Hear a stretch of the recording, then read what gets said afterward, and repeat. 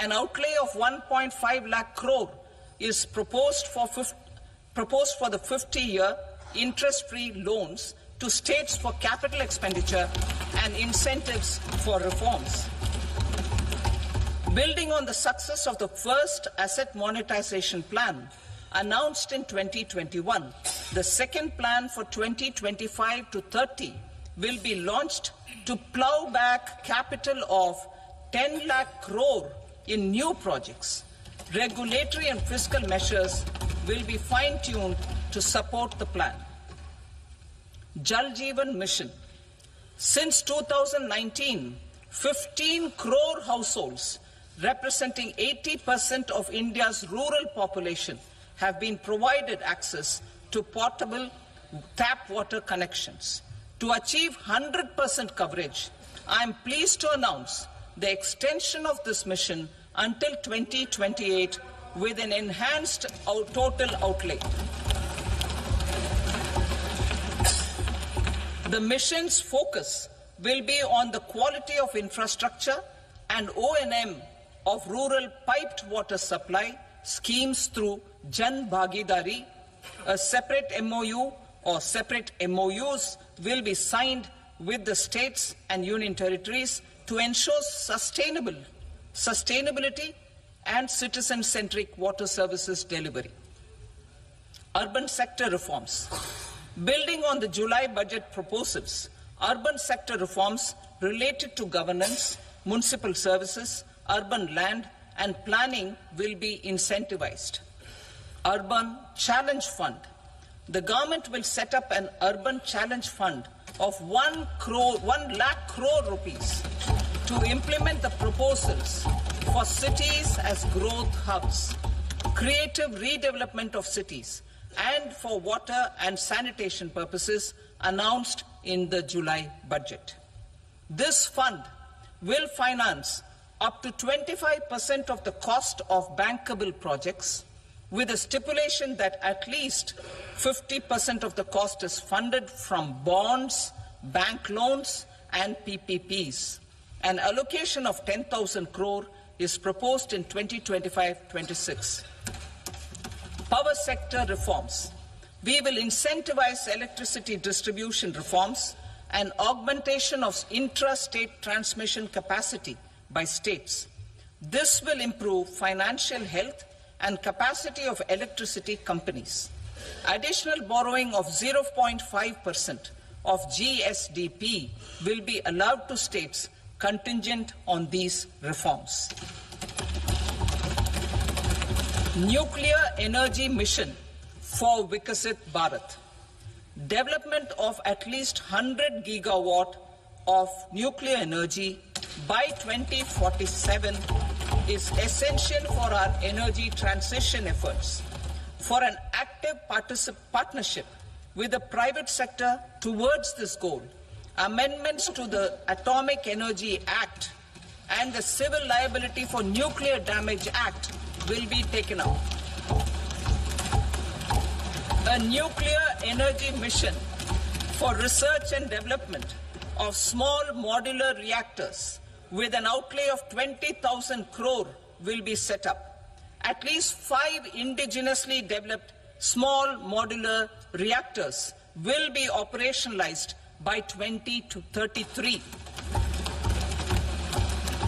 Shipbuilding. The shipbuilding financial assistance policy will be revamped to address cost disadvantages. This will also include credit notes for shipbreaking in Indian yards to promote the circular economy. Large ships above a specified size will be included in the infrastructure harmonized master list. Shipbuilding clusters will be facilitated to increase the range, categories and capacity of ships. This will include additional infrastructure, facilities, skilling and technology to develop the entire ecosystem. Maritime Development Fund. For long-term financing for the maritime industry, a Maritime Development Fund with a corpus of 25,000 crore rupees will be set up. This will be for distributed support and promoting competition. This will have up to 49% contribution by the government, and the balance will be mobilized from ports and from private sector. UDAN regional connectivity schemes. UDAN has enabled 1.5 crore middle-class people to meet their aspirations for speedier travel.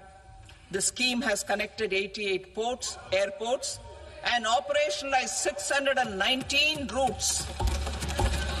Inspired by that success, a modified UDAN scheme will be launched to enhance regional connectivity to 120 new destinations and carry 4 crore passengers in the next 10 years. 4 crore additional passengers in the next 10 years. The scheme will also support helipads and smaller airports in hilly, aspirational and northeast regional districts. Greenfield airports will be facilitated in Bihar to meet the future needs of the state. These will be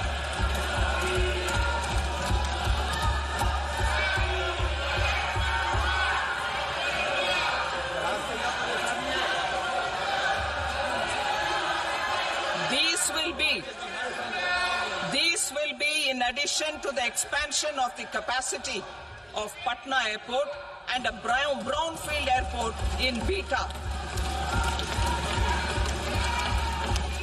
Western Kosi Canal project in Mithilanchal.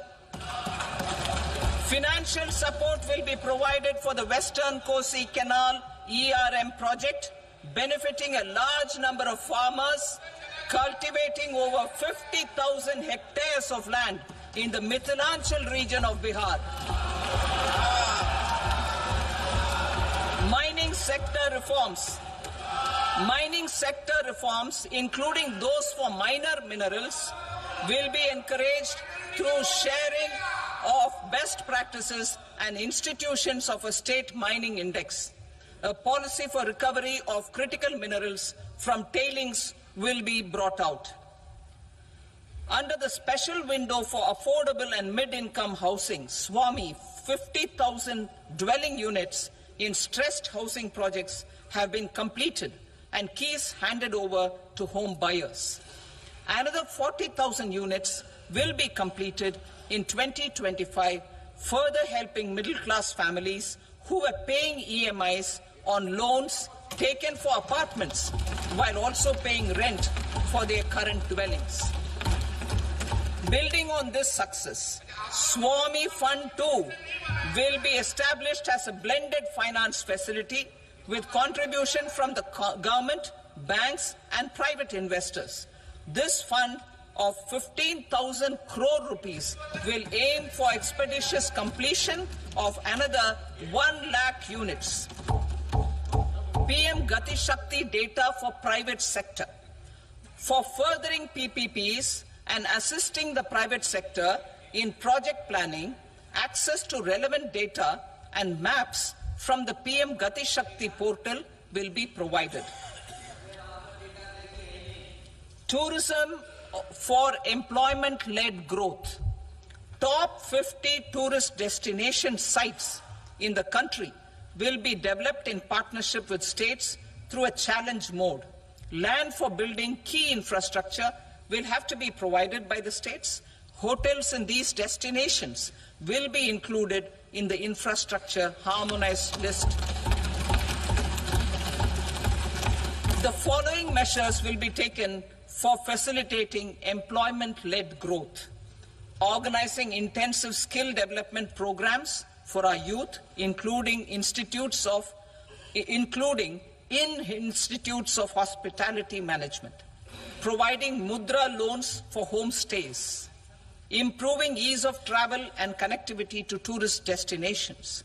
Providing performance-linked incentives to states for effective destination management, including tourist amenities, cleanliness, and marketing efforts. And introducing streamlined e-visa facilities along with visa fee waivers for certain tourist groups. Continuing with the emphasis on places of spiritual and religious significance, in the July budget, there will be a special focus on destinations related to the life and times of Lord Buddha. Medical tourism and heal in India. Medical tourism and heal in India will be promoted in partnership with the private sector, along with capacity building and easier visa norms. Investing in innovation. To implement private sector-driven research, development and innovation initiatives announced in the July budget, I am now allocating 20,000 crore rupees for this purpose. A deep tech fund of funds will also be explored to catalyze the next generation startups as a part of this initiative.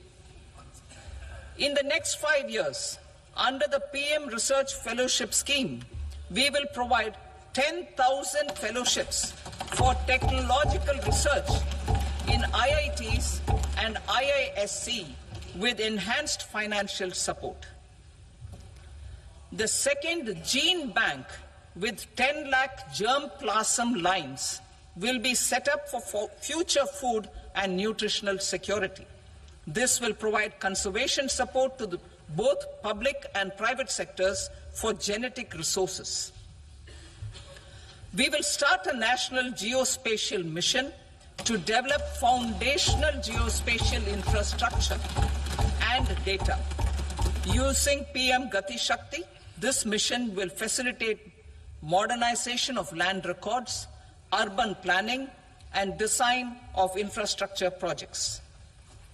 A Gyan Bharatam mission for survey, documentation, and conservation of our manuscript heritage with academic institutions, museums, libraries, and private collectors will be undertaken to cover more than 1 crore manuscripts.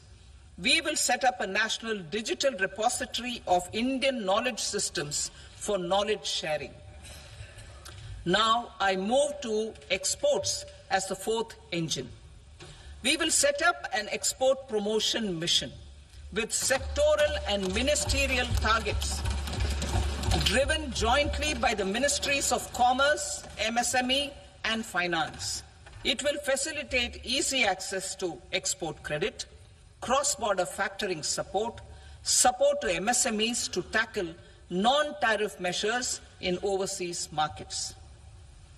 A digital public infrastructure, Bharat Trade Net, for international trade will be set up as a unified platform for trade documentation and financing solutions.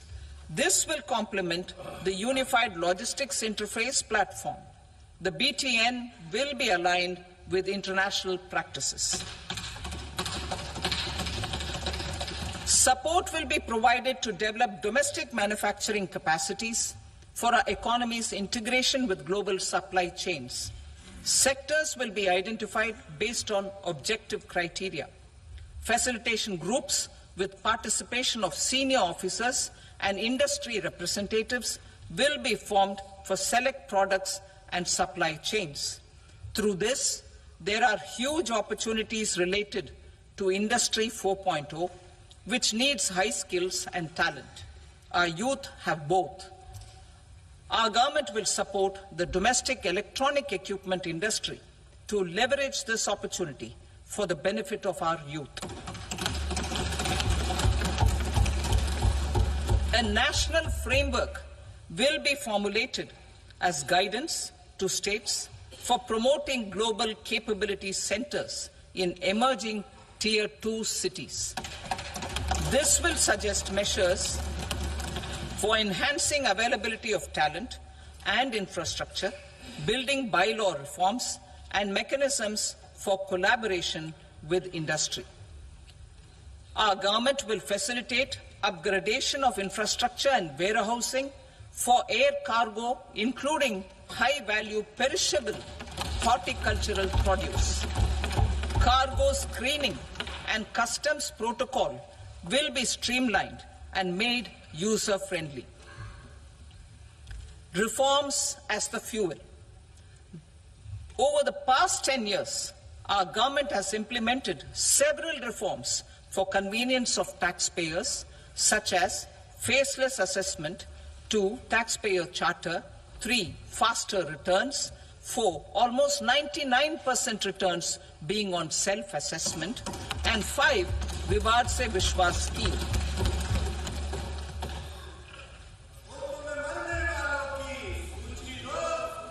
Continuing these efforts, I reaffirm the commitment of the Tax Department to trust first, scrutinize later. I also propose to introduce the new income tax bill next week. I will detail the indirect tax reforms and changes in direct taxes in Part B. Financial sector reforms. The FDI limit for the insurance sector will be raised from 74 to 100%. This enhanced limit will be available for those companies which invest the entire premium in India. The current guardrails and conditionalities associated with foreign investment will be reviewed and simplified. The services of India Post Payment Bank will be deepened and expanded in rural areas. NABFID will set up a partial credit enhancement facility for corporate bonds for infrastructure. Public sector banks will develop Grameen Credit Score framework to serve the credit needs of SHG members and people in rural areas. A forum for regulatory coordination and development of pension products will be set up. To implement the earlier announcement on simplifying the KYC processes, the revamped Central KYC Registry will be rolled out in 2025. We will also implement a streamlined system for periodic updating. Requirements and procedures for speedy approval of company mergers will be rationalized. The scope for fast-track mergers will also be widened and the process made simpler.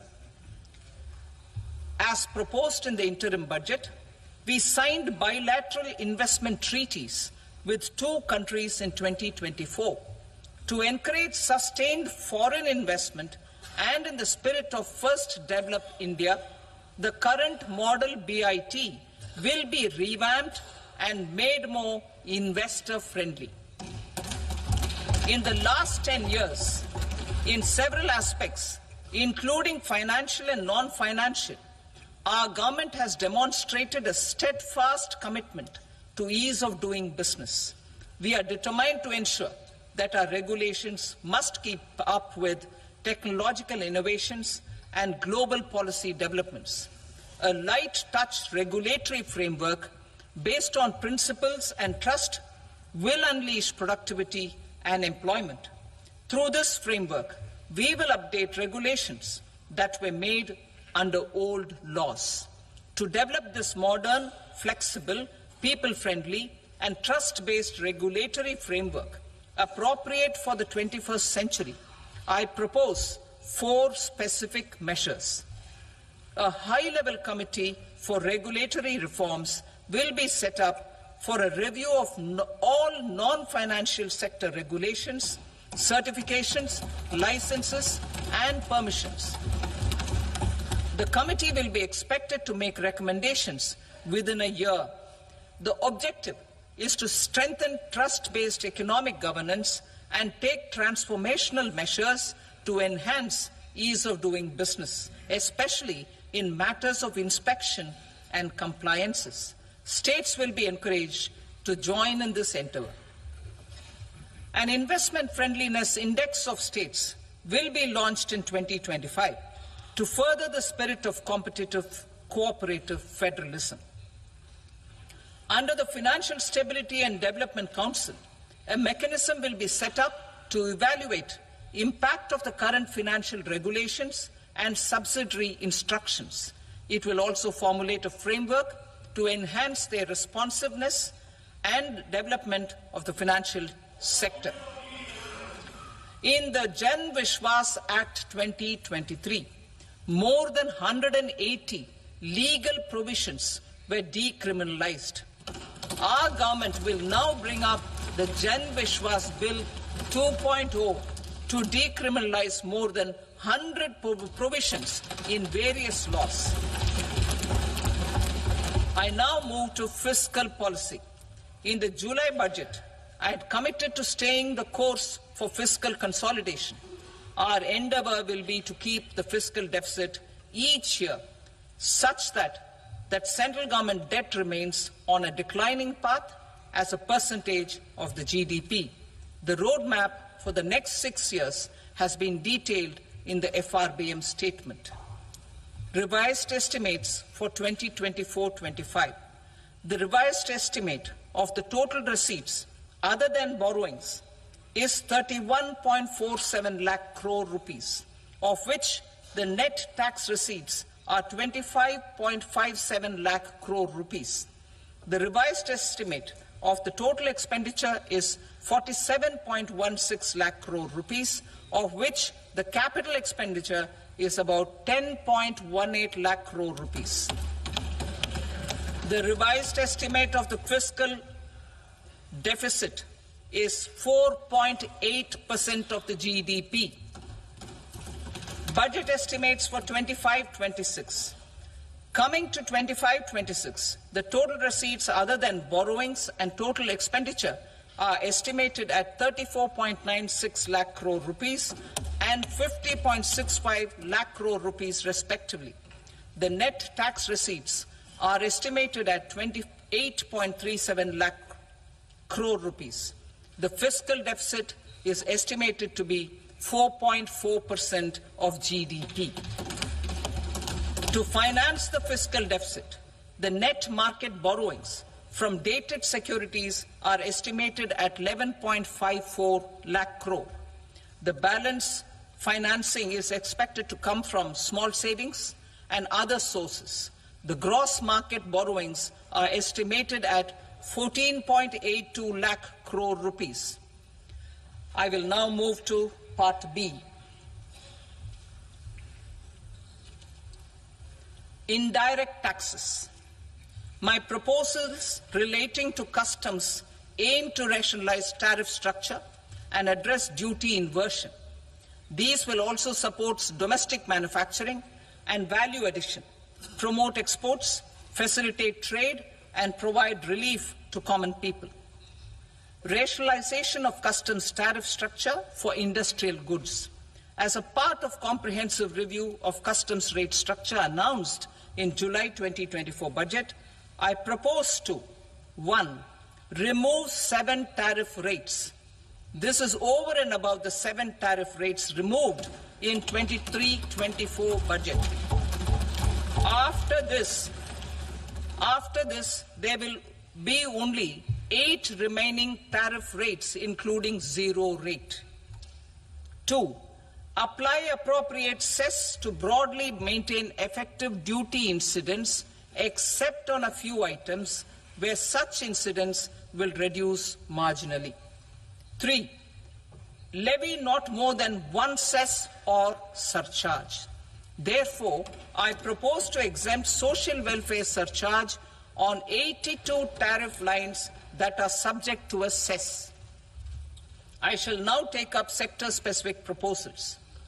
To provide relief to patients, particularly those suffering from cancer, rare diseases, and other severe chronic diseases, I propose to add 36 life-saving drugs and medicines to the list of medicines fully exempted from basic custom duty.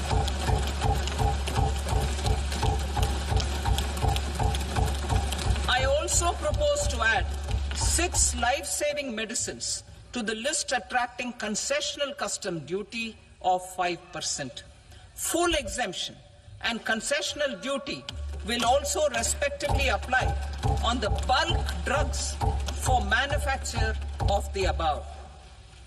Specified drugs and medicines under patient assistance programs run by the pharmaceutical companies are fully exempt from BCD, provided the medicines are supplied free of cost to the patients. I propose to add 37 more medicines along with 13 new patient assistance programs. Support to domestic manufacturing and value addition. Critical minerals. In the July 2024 budget, I had fully exempted BCD on 25 critical minerals that are not domestically available. I had also reduced BCD of 2 other such minerals to provide a major fillip to their processing, especially by MSMEs.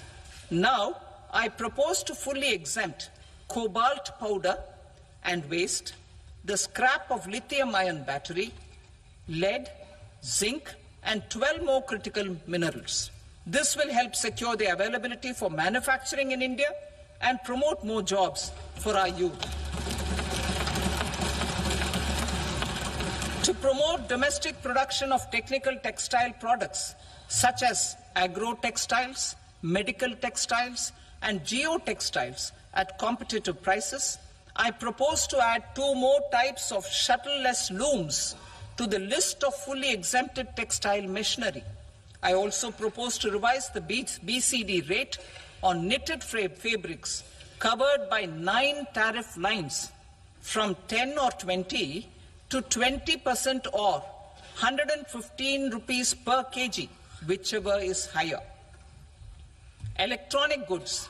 In line with our Make in India policy and to rectify inverted duty structure, I propose to increase the BCD on interactive flat panel display from 10% to 20% and reduce the BCD to 5% on open cell and other components.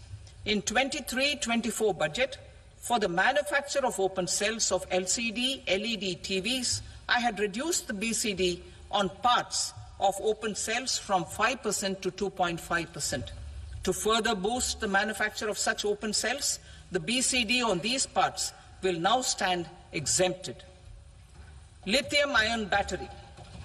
To the list of exempted capital goods, I propose to add 35 additional capital goods for EV battery manufacturing and 28 additional capital goods for mobile phone battery manufacturing. This will boost domestic manufacture of lithium-ion batteries, both for mobile phones and for electric vehicles. Shipping sector.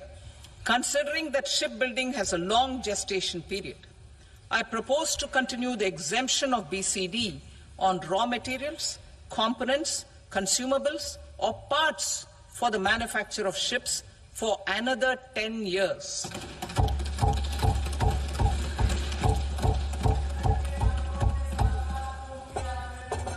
I also propose the same dispensation for shipbreaking to make it more competitive. Telecommunication. To prevent classification disputes, I propose to reduce the BCD from 20% to 10% on carrier-grade Ethernet switches to make it at par with non-carrier-grade Ethernet switches. Export promotion. To facilitate exports of handicrafts, I propose to extend the time period for export from 6 months to 1 year, further extendable by another 3 months if required. I also propose to add 9 items to the list of duty-free inputs. Leather sector. I propose to fully exempt BCD on wet blue leather to facilitate imports for domestic value addition and employment. I also propose to exempt crust leather from 20% export duty to facilitate exports by small tanners. Marine products. To enhance India's competitiveness in the global seafood market, I propose to reduce BCD from 30% to 5% on frozen fish paste, surimi, for manufacture and export of its analog products. I also propose to reduce BCD from 15% to 5% on fish hydrolysates for manufacture of fish and shrimp feed. In July 2024 budget, to promote development of domestic MROs for aircraft and ships, I had extended the time limit for export of foreign origin goods that were imported for repairs from 6 months to 1 year and further extendable by 1 year.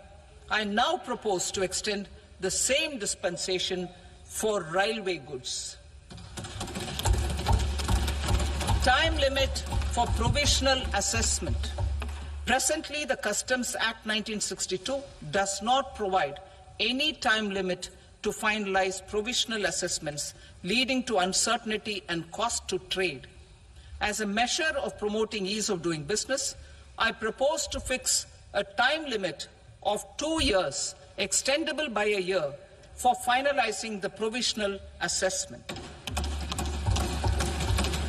I propose to introduce a new provision that will enable importers or exporters, after clearance of goods, to voluntarily declare material facts and pay duty with interest but without penalty. This will incentivize voluntary compliance. However, this will not apply in cases where department has already initiated audit or investigation proceedings. For industry to better plan their imports, I propose to extend the time limit for the end use of imported inputs in the relevant rules from 6 months to 1 year.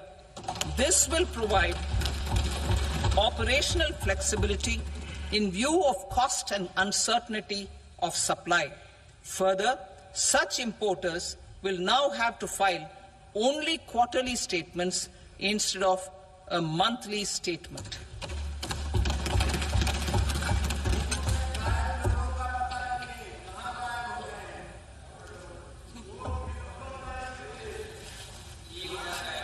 I now come to my direct tax proposals. In Part A, I have briefly underlined taxation reforms as one of key reforms to realize our vision of Vikasit Bharat. In respect of criminal law, our government had earlier ushered in Bharatiya Nyaya Sanhita, replacing Bharatiya Danda Sanhita. I am happy to inform this august House and the country that for new income tax bill will carry forward the same spirit of Nyaya in its drafting as well. The new bill will be clear and direct in text, with close to half of the present law in terms of both chapters and words. It will be simple to understand for taxpayers and tax administrators, leading to tax certainty and reduced litigation. Reforms, however, are not a destination. They are means to achieve good governance for our people and economy. Providing good governance primarily involves being responsive. The Tirukural captures this in verse 542, which reads, "Vaanokki vaazhum ulagallam, mannavan kol nokki vaazhum kudi," meaning, just as the living beings live expecting rains, citizens live expecting good governance. Our government is committed to keeping an ear to the ground and a finger on the pulse and responding while balancing our national building efforts.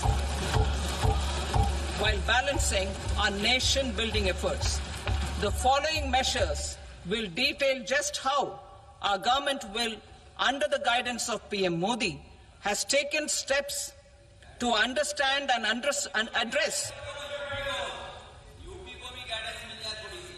I repeat that sentence, sir. The following measures will detail just how our government, under the guidance of PM Modi, has taken steps to understand and address the needs voiced by our citizens. My tax proposals are guided by this spirit. The objectives of my proposals are as follows. Personal income tax reforms with special focus on middle class. Rationalization of TDS and TCS for easing difficulties. Encouraging voluntary compliance. Reducing compliance burden. Ease of doing business. Employment and investment. I will come to my proposal on personal income tax towards the end. TDS and TCS, rationalization for easing difficulties. I propose to rationalize tax deduction at source, TDS, by reducing the number of rates and thresholds above which TDS is deducted. Further, threshold amounts for tax deduction will be increased for better clarity and uniformity. The limit for tax deduction on interest for senior citizens is being doubled from the present 50,000 rupees to 1 lakh rupees. Similarly, the annual limit of 2.40 lakh rupees for TDS on rent is being increased to 6 lakh rupees. This will reduce the number of transactions liable to TDS, thus benefiting small taxpayers receiving small payments. The threshold to collect tax at source, the TCS, on remittances under RBI's liberalized remittance scheme, the LRS, is proposed to be increased from 7 lakh to 10 lakhs. I also propose to remove TCS on remittances for education purposes, where such remittances is out of a loan taken from a specified financial institution. Both TDS and TCS are being applied on any transaction related to sale of goods. To prevent such compliance difficulties, I propose to omit the TCS. I also propose that the provisions of the higher TDS deduction will now apply only in non-PAN cases. In July 2024, the delay for payment of TDS up to the due date of filing statement was decriminalized. I propose to provide the same relaxation to TCS provisions as well. The government under the leadership of Prime Minister Modi believes in Sabka Saath, Sabka Vikas, Sabka Vishwas and Sabka Prayas. In line with this, we brought in updated return facility in 2022 for voluntary compliance by taxpayers who had omitted to report their correct income. Our trust in taxpayers was proved right. Nearly 90 lakh taxpayers voluntarily updated their incomes by paying additional tax. Taking this trust further, I now propose to extend the time limit to file updated returns for any assessment year from the current limit of 2 years to 4 years. I propose to reduce the compliance burden for small charitable trusts and institutions by increasing their period of registration from 5 years to 10 years. It is also proposed that disproportionate consequences do not arise for minor defaults such as incomplete applications filed by charitable entities. Presently, taxpayers can claim the annual value of self-occupied properties as nil only on the fulfillment of certain conditions. Considering the difficulties faced by taxpayers, it is proposed to allow the benefit of 2 such self-occupied properties without any condition.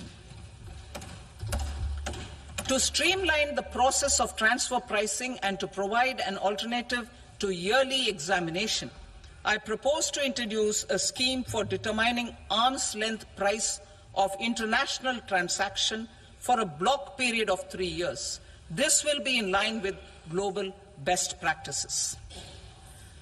With a view to reduce litigation and provide certainty in international taxation, the scope of safe harbor rules is being expanded. A number of senior and very senior citizens have very old national savings schemes accounts. As interest is no longer payable on such accounts, I propose to exempt withdrawals made from NSS by individuals on or after 29th August 2024. I am also proposing to allow similar treatment to NPS Vatsalya accounts as is available to normal NPS accounts subject to overall limits. In my speech in July 2024, I had promised that all processes, including giving effect to appellate orders, shall be digitalized and made paperless over the next 2 years. So I'm happy to announce that digitalization is being made operational now. In July 2024, we brought in the Vivad Se Vishwas scheme to resolve income tax disputes pending in appeal.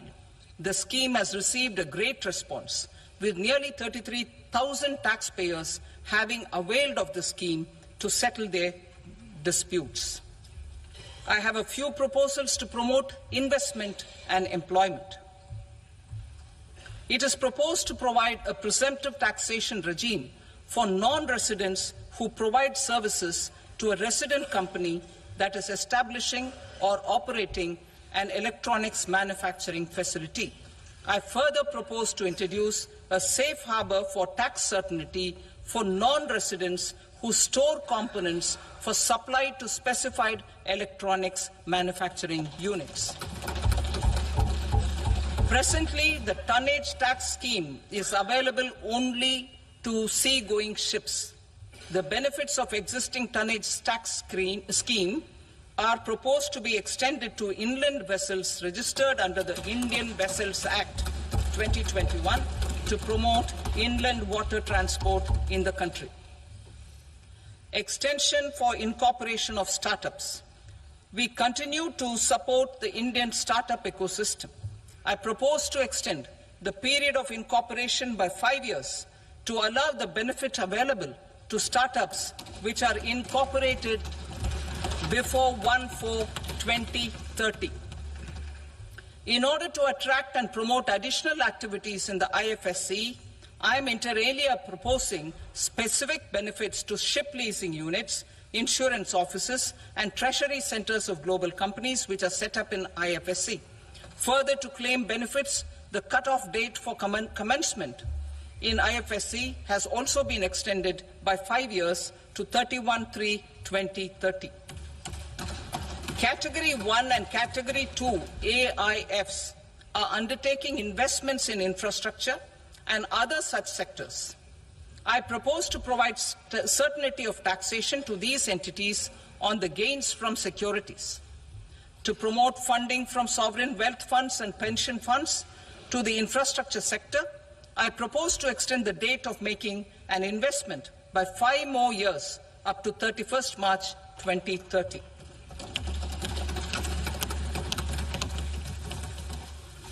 Personal income tax reforms with special focus on middle class. Democracy, demography, and demand are the key support pillars in our journey towards Vikasit Bharat. The middle class provides strength for India's growth. This government, under the leadership of Prime Minister Modi, has always believed in the admirable energy and ability of the middle class in nation building. In recognition of their contribution,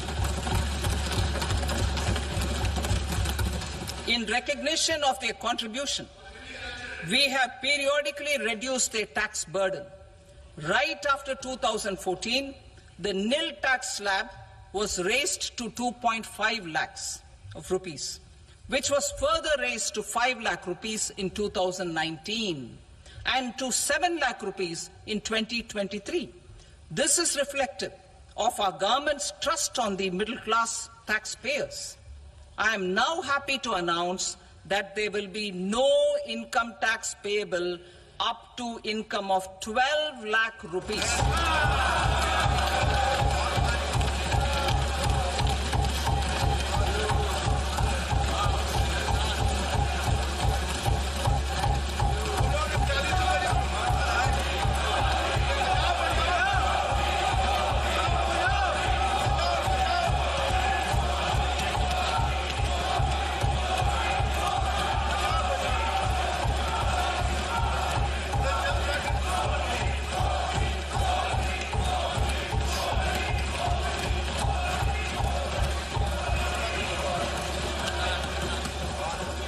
So, average income 1 lakh per month other than the special rate income such as capital gains under the new regime. This limit will be 12.75 lakh for salaried taxpayers due to the standard deduction of 75,000. Slabs and rates are being changed across the board to benefit all taxpayers. The new structure will substantially reduce the taxes of the middle class and leave more money in their hands, boosting household consumption, savings and investment. In the new tax regime, I propose to revise tax rate structures as follows. 0 to 4 lakh rupees nil, 4.8 lakh rupees to 4 to 8 lakh rupees 5%, 8 to 12 lakh rupees 10%, 12 to 16 lakh rupees 15%, 16 to 20 lakh rupees 20%, 20 to 24 lakh rupees 25%, and above 24 lakh rupees 30%. To taxpayers up to 12 lakh of normal income other than special rate income such as capital gains. I read that again. To taxpayers up to 12 lakh of income other than special rate income such as capital gains, tax rebate is being provided in addition to the benefit due to slab rate reduction in such a manner that there is no tax payable by them. The total tax benefit of slab rate changes and rebate at different income levels can be illustrated with a few examples. A taxpayer in the new regime with an income of 12 lakh rupees will get a benefit of 80,000 rupees in tax, which is 100% of tax payable as per the existing rates. A person having income of 18 lakh rupees will get a benefit of 70,000 rupees in tax, that is 30% of tax payable as per existing rates. A person with an income of 25 lakh gets a benefit of 1,10,000 rupees, that is 25% of his tax payable as per existing rates.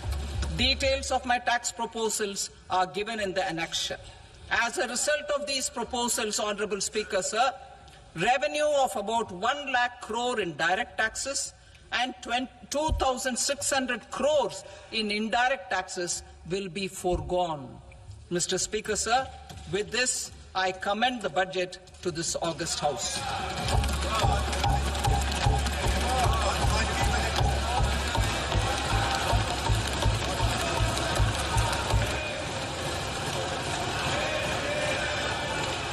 Item number 2, Srimati Nirmala Sitharaman.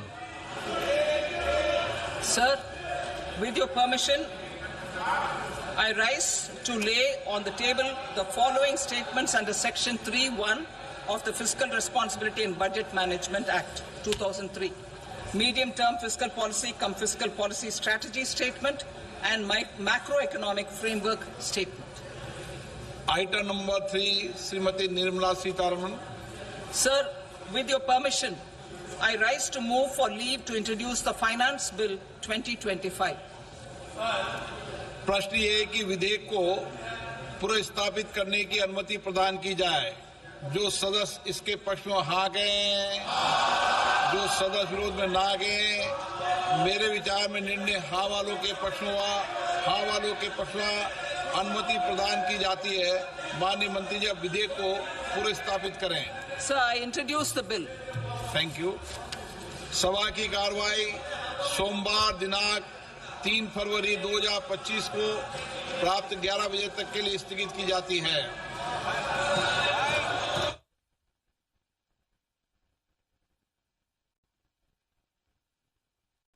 Even சீமான் வந்ததுக்கு அப்புறம் சீமானோட நிலைமையும் இதேதான். ஏன்னா அவருக்கு அங்க இந்த special உபசரிப்பு அந்த மாதிரியான விஷயங்கள் நடக்கலையா சார்? அங்க வந்து பைக்ல போகணும், ஆமா, எப்ப குண்டடிப்பாங்கன்னு தெரியாது, எப்ப சுடுவாங்கன்னு தெரியாது. இது எல்லாமே உண்மையிலேயே சீமானுக்கும் தெரியாதுதான். சீமானுக்கு என்னன்னா பலூன் ஓரளவுக்கு தான் ஊதலாம், ஊத ஊத பழுவும் என்ன அவன் ஒரு ஸ்டேஜ்ல வெடிச்சிருச்சு. அப்ப அந்த விஷயங்கள் எல்லாமே வந்து பொய்யா சார். ஏன்னா வந்து இந்த ஆமைக்கரியா இருக்கட்டும், அப்புறம் இந்த அதத்தாங்க AK-47 ட்ரைனிங் எடுத்தன்றதையும் அவர் AK-47 சொல்லிருக்க மாட்டாரு. அவர் மைக்க கொடுத்து பேச வச்சோனிமே அவரு இங்க எப்படி பேசுவாரோ அதே மாதிரி அடிச்சிடறாங்க. அப்ப அவரை பொறுத்த வரைக்கும் வெளியில பார்வைக்கு ஒரு வீர தமிழனாவே டிராவல் ஆயிட்டு இருக்காரு. அவர் பயந்து அழுது எங்க 3 பேருக்கு மட்டும்தான் தெரியும். மொத்தமா ஒரு 7 months நியர்பை. 7 months. இதுல எத்தனை நாள் சீமான் அவர்கள் உங்களோட இருந்தார்? அதாவது இலங்கையில் இதுல வந்து ஆக்சுவலா 17 நாட்கள். மொத்தமே 17 நாட்கள் தான் சீமான் அவர்கள். 17 நாட்கள் தான் சீமான் இருந்தார். பிரபாகரன் அவர்களை சீமான் சந்தித்தாரா இல்லையா? இந்த 17 நாள்ல நீங்க 7 மாசத்துல சந்திச்சீங்களா? போட்டோ அந்த